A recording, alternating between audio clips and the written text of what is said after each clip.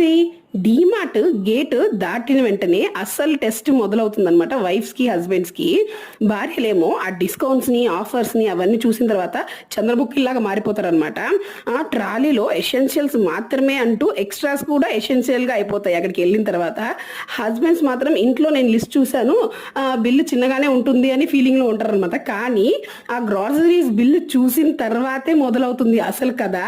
భర్తకున్న ఓపిక, త్యాగం, ప్రేమ, లెక్క అన్ని భారీగా అక్కడే బయటపడతాయి అనమాట.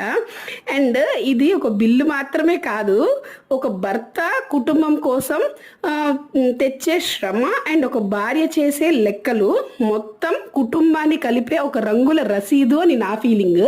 సో ఇలాంటి సిచ్యువేషన్ మన అందరిలో ఉంటుంది. సో ఎంతమంది దీనికి కనెక్ట్ అవుతారో నాకైతే కామెంట్ బాక్స్లో చెప్పండి. సో ఇలాగే ఉంటుందా మీ ఇంట్లో కూడా? సో మా ఆయన అయితే డిమార్ట్కి వెళ్తే నువ్వు వద్దులే నేను వెళ్ళేసి వస్తాను అంటాడు. సో ఇదే సేమ్ జరుగుతుంది.